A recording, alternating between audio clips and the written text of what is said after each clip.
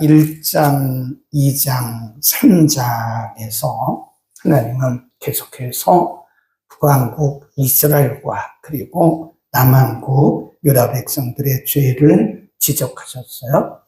역사적으로 말하면 북왕국이 722년에 아수르에 의해서 망하거든요. 그러니까 내용을 볼 때 아마도 북왕국이 아수르에 의해서 멸망하기 직전이 아니었는가 그렇게 보고요. 또 남왕국은 주전 586년에 바벨론에 포로가 되잖아요. 여기도 역시 포로 되기 전이었다. 미가가 활동한 그 시기는 그 1장 1절에 보면 세 왕을 이렇게 거쳐요. 그래서 그 시기가 기간이 한 63년 정도 될 것이다. 그러니까 지금 우리가 역사적으로 보면 북왕국도 굉장히 경제적으로 아주 풍성한 그런 시대, 그리고 남왕국도 역시 경제적으로 굉장히 풍성한 그런 시대, 그리고 다른 시대에 비해서 북왕국이나 남왕국이 외세 침입이 별로 없었어요. 네.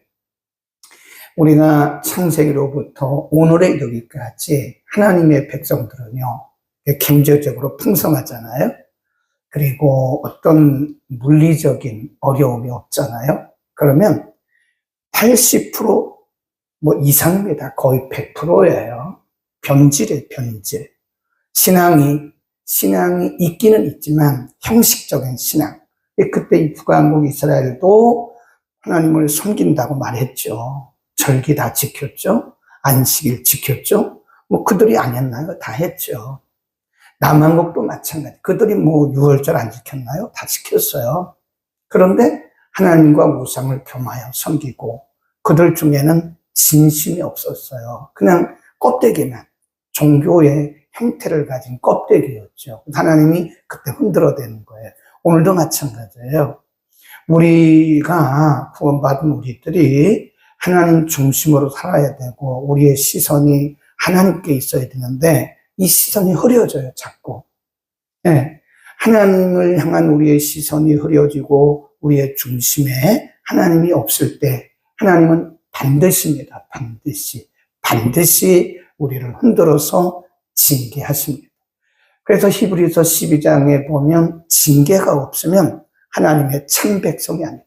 그러니까 우리가 내 마음대로 막 사는데도 잘 돼요. 그건 잘 되는 게 아니에요. 망하고 있는 겁니다. 죽어가고 있는 거예요. 주일 성수도 안 해요. 그리고 하나님 중심으로 살지도 않아요. 11조도 안 드려요. 이건 당연한 거 아니에요? 그리고 우리가 계명대로 살지를 않아요. 내 생각대로 막 살아요. 그런데도 사업이 잘 돼요.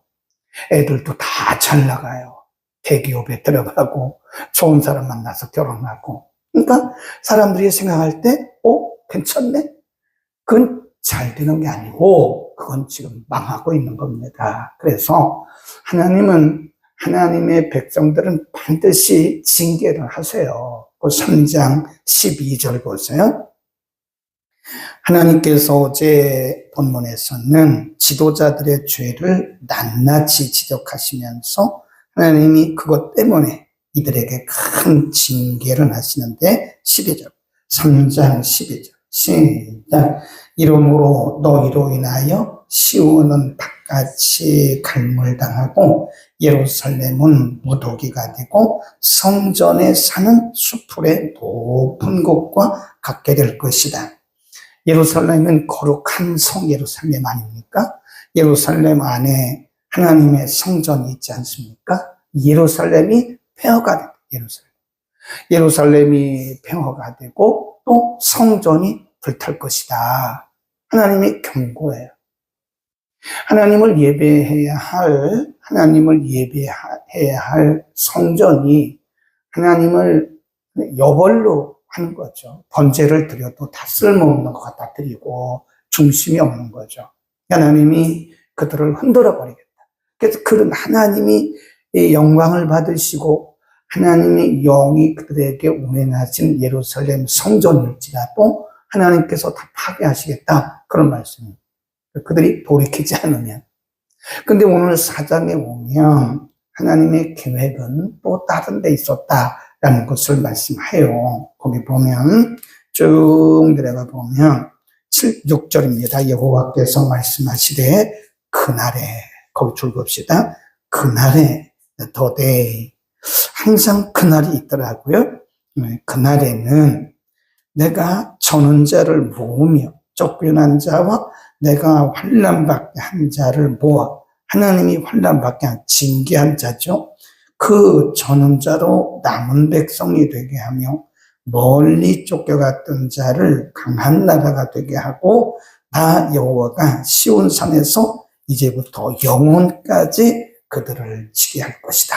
거기다 써놓으시고요. 하나님의 계획이라고 써놓으십니다. 하나님께서 1장, 2장, 3장에서 그들을 흩으셨던 궁극적인 목적이 이거라는 거예요. 이거 회복입니다. 회복. 하나님이 그들을 회복시키기 위한 것이었다라고 말씀하시고요. 그 다음에 3절로 갑니다. 3절, 그날에, 이거 앞에 이제 거기다 넣어놓으면 좋죠. 그날에 그가 많은 민족 중에서 심판하시며 먼 곳 강한 이방을 판결하시기니, 우리가 그 칼을 쳐서 보습, 이 칼은 전쟁을 의미하는 거예요. 보습은 이 농사 짓는 것을 말합니다. 창을, 이것도 전쟁을 말하죠. 창을 쳐서 낫을 만들고 농사 짓는 것.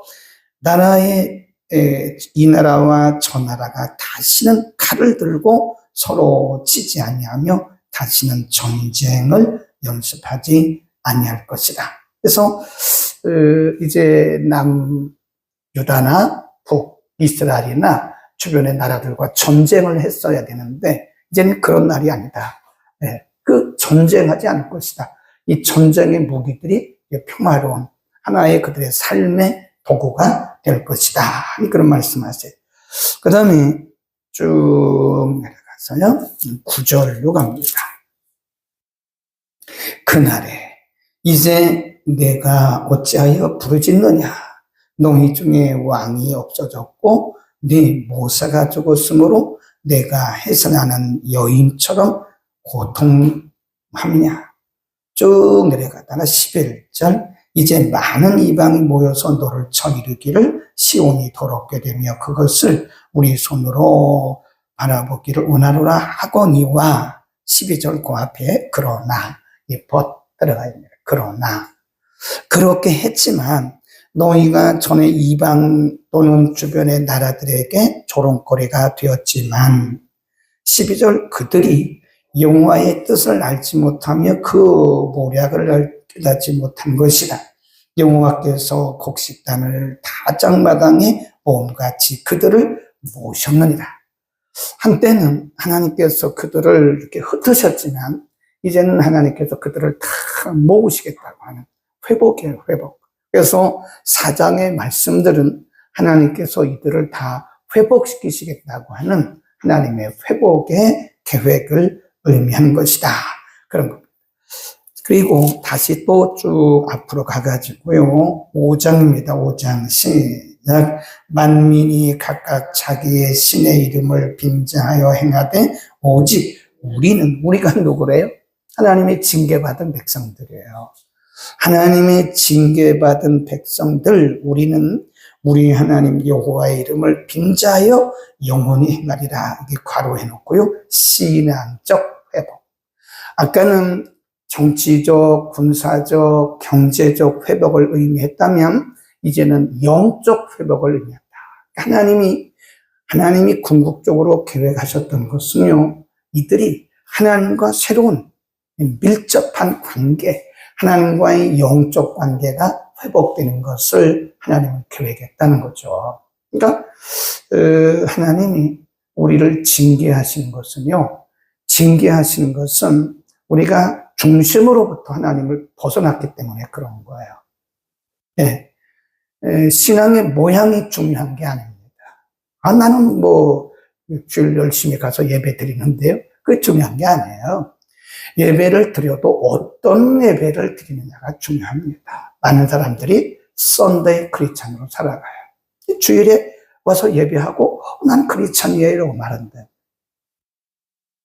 그러나 중요한 것은 내가 정말 하나님을 내 삶의 주인으로 섬기고 나의 시선이 하나님께로 향했나, 이거 중요한 거죠. 이거 중요하다고요. 하나님이 우리의 중심을 다 아세요. 6장에 가보면 하나님이 진짜 원하시는 것이 무엇인가를 다시 말씀하세요. 그러니까 하나님은 하나님의 백성들이 정말 하나님의 주인으로 삼기를 원하십니다. 하나님을 주인으로 섬기고 하나님을 자기 전 생명으로 알고 그 시선이 오직 하나님께로만 행하기를 원한다. 그렇게 바라신다는 거예요. 이것이 벗어났을 때는 하나님께서 누구든 마찬가지. 저인들 안 그러겠어요? 목사라고 뭐 예외입니까? 목사도 마찬가지예요. 우리의 중심, 우리의 시선이 하나님께로부터 벗어났을 때 하나님은 우리를 영적으로 고치기 위해서 그래요. 고치기 위해서. 육신적으로도 하나님이 우리를 회복시키지만 영적인 회복이 그게 먼저입니다. 그러니까 어떤 분이 이런 기도를 하더라고요. 아유, 목사님, 우리 남편 망했어요. 그런데 이분이 뭐라 그러냐면 너무 감사해요 그러더라고요. 아니, 집사님 뭔 얘기예요? 아, 남편이 사업이 망했는데 감사하다니 뭔 얘기예요? 아니에요. 우리 남편은 이대로 사업이 잘 되면요, 하나님 떠날 사람이에요. 그리고 지금 우리 남편은요, 사업이 저렇게 잘 되니까요, 사실 중심에 하나님 없어요. 그냥 뭐 기도도 엉성하게 하는 거고 여벌로 예배 드리는 거죠. 그러니까 사업이 망하니까 그때 그냥 마음을 졸여가지고 하나님을 온전히 예배하고 간절히 하나님 앞에 기도하더라고요. 그래서 이 집사님이 하는 얘기가, 저는 그 부인 집사님이 제대로 됐다고 봐요. 사업 망한 게 중요한 게 아니에요. 사업 망한 게 오히려 그 남편에게는 잘 된 거예요. 사업이 망함으로써 시선이 하나님께로 갔기 때문에 그 부인은요, 진짜 예수 믿는 사람이에요. 진짜로 영적인 세계를 아는 분입니다. 그래서 오히려 사업 망한 감사원금을 드렸다. 그런 일이 있습니다. 자, 다시 1절로 갑니다. 하나님의 궁극적인 목적은 5절에서 영적인 회복이라 그랬고요. 1절 시작. 만일에 이르러는 여호와께서 전에 이방이 가며 이르기를 오라, 우리가 여호와의 산에 올라가서 야곱의 하나님의 전에 이르자. 그가 그 도로 우리에게 가르치실 것이라. 우리가 그 길로 행하려 하니 이는 율법이 시온에서부터 나올 것이요 여호와의 말씀이 예루살렘에서부터 나올 것이라. 이 말씀을 3장 12절과 비교해야 돼요. 이걸 우리는 대구법이라고, 대구법. 서로 이렇게 비교해서 봐야 돼요. 3장 12절을 이렇게 줄을 쭉 그어가지고요, 4장 1절, 2절과 연결을 하는 겁니다.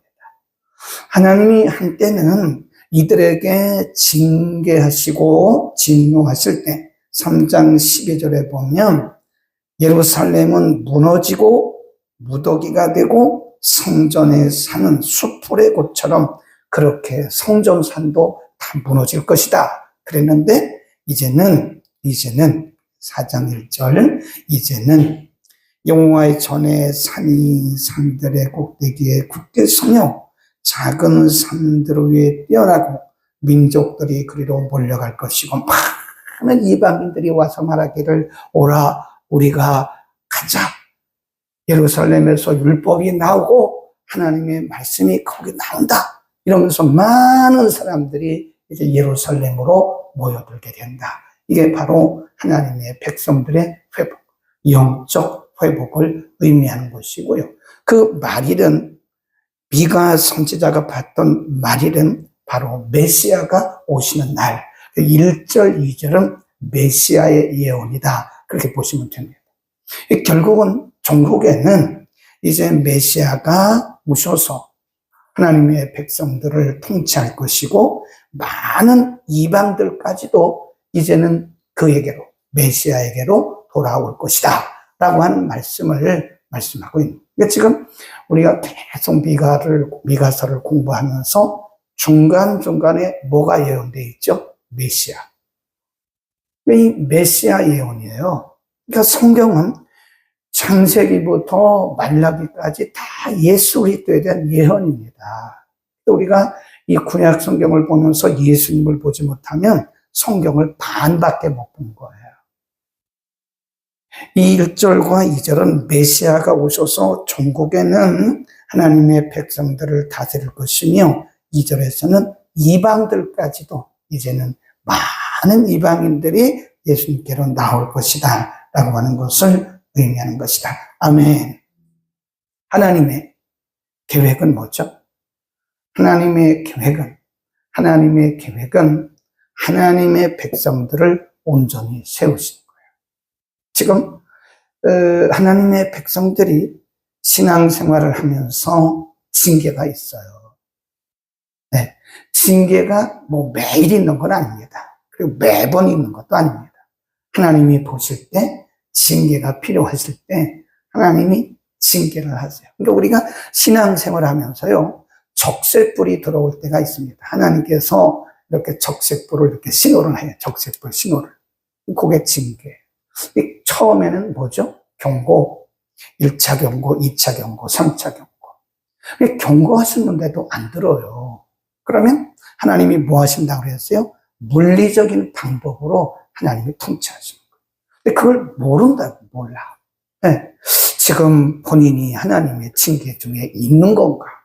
하나님이 징계를 거두시고 나를 지금 회복하신 건가? 이 잘 모르고 그냥 살아가면 안 된다는 거예요. 그래서 우리가 늘 이렇게 말씀 앞에 자기를 비추어 봐요. 네? 겸손하게. 예수님께서 씨 뿌리는 비유를 하셨잖아요. 그건 우리 마음밭을 얘기하는 겁니다. 거기 4가지 밭이 나오잖아요. 네?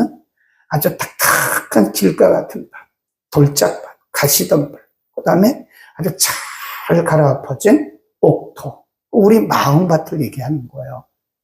우리 마음밭이 길가나 또 이렇게 돌짝밭이올 때는요, 하나님의 말씀이 안 들어옵니다. 안 들어와요.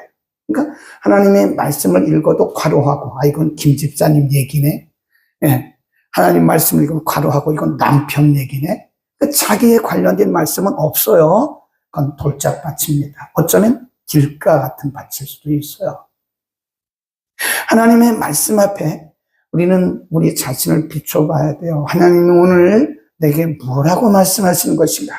하나님이 잔잔하게 우리에게 잔잔하지만 그 말씀은 어떨 때는 천둥 같은 음성으로 들리는 거예요. 어떤 분들은 말씀 읽다가 얼굴이 빨개져요. 그분은 살아있는 분이에요. 말씀을 듣다가 얼굴이 빨개집니다. 마음이 두근두근두근합니다. 그 왜 그럴까요? 그 영혼이 살아있는 거예요. 마지막으로 히브리서 12장 8절을 읽고 마칩니다. 신약 성경 히브리서 12장 8절부터 읽습니다. 신약 367면 전후에 있습니다. 히브리서 12장 8절. 시작. 징계는 다 받는 것이거늘 너희에게 없으면 사생자여 참 아들이 아니니라. 또 우리 육체의 아버지가 우리를 징계하여도 공경하였거늘 하물며 모든 영의 아버지께 더욱 복종하여 살려하지 않겠느냐. 저희는 잠시 자기의 뜻대로 우리를 징계하였거니와 오직 하나님은 우리의 유익을 위하여 그의 거룩하심에 참여케 하였느니라. 무릇 징계가 당신은 즐거워 보이지 않고 보이나 후에 그로 말미암아 연달한 자에게는 의의 평강한 열매를 맺느니 그러므로 피곤한 무릎을 일으켜 세우고 너희 발을 위하여 곧은 길을 만들어 서는 다리로 하여금 어그러지지 않고 고침을 받게 하라 그랬죠. 네, 의의 열매를 맺게 하시고 거룩함에, 우리를 거룩함에 참여케 하기 위한 하나님의 거룩한 계획이고 하나님의 거룩한 목적이다. 그러니까 이제 우리가요, 이렇게 보면 아직도 우리는 그 이분법적인 그런 신앙에 많이 젖어 있어요. 그게 예수님 당시에도 영지주의 사상이 있었는데 그 영지주의 사상과 오늘 우리 대한민국의 신앙적 배경이 유교적 배경입니다. 그래서 이분법. 왜 잘 되면 축복이고 안 되면 저주라 해요. 그렇지 않거든요. 그래서 기도하는 사람들이 많은 사람들에게 상처를 줘요. 집사님 기도해봐요. 혹시 집사님 무슨 죄를 졌나? 맞기는 맞아요. 그런데 꼭 그런 식으로 막 몰고 가면 사람들의 기를 팍팍 죽여요. 사람들이 아유 나는 예수 믿을 자격도 없나 봐. 나는 기도해도 소용없는가 봐. 안 그러거든요. 그게 아니거든요. 기를 팍팍 죽입니다. 내가 기도해보니까 당신 그런 말을 듣지도 말고요. 믿지도 마세요. 왜 그런 말을 해요? 꼭 욥의 친구들하고 똑같아요. 욥의 친구들이 욥에게 와가지고 이분법적으로 말을 하는 거예요. 인과응보적으로 말을 하는 거예요. 욥에게 말하기를 욥아 너 한번 생각해봐. 죄 없이 망한 사람이 있냐? 이러면서 회개해. 처음은 미약하지만 나중은 참 말도 안 되는 거예요. 그 욥과는 상관이 없는 거예요. 그런 식으로 자꾸 우리가 사람들을 막 이분법적으로 몰아가요. 그리고 본인들도 이분법에 의해서 막 자기를 학대합니다. 아유, 내가 뭘 잘못했지? 내가 뭘 잘못했지? 내 자식이 이런 거야. 막 이러면서 자기 자신을 물론 그럴 수 있는데 하나님은 그렇게 하신 분이 아니라 인격적인 분이세요. 하나님은 인격적으로 우리를 다루시고 인격적으로 만들어 가신 분이지 그렇게 우리가 뭘 아주 팍 해가지고 우리를 겁주고 그런 분이 아니라고요. 중요한 것은 하나님의 계획을 잘 깨닫고 우리가 그분의 뜻이 무엇인가를 우리가 알게 된다면 분명히 그랬잖아요. 히브리서 12장에서 그건 우리를 유익하게 하기 위한 것이다. 우리를 거룩함에 참여케 하기 위해서 하나님이 지금 거룩한 손을 가지고 우리를 만지고 계신다. 이렇게 믿어야 된다네. 그래서 그때도 우리의 중심이 흔들리면 안 돼요. 하나님의 궁극적인 목적, 나를 온전케 하기 위한 거구나.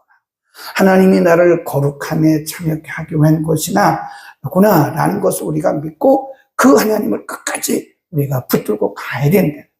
예를 들어서 우리의 부모님이 우리를 막 채권한다고 해서 우리가 부모님이 아닙니까? 부모님의 목적은 우리 자녀를 잘되게 하기 위한 것이지 자녀를 잘못되게 하려고 채권하는 그런 부모가 어디 있습니까? 그래도 우리는 부모로 믿잖아요.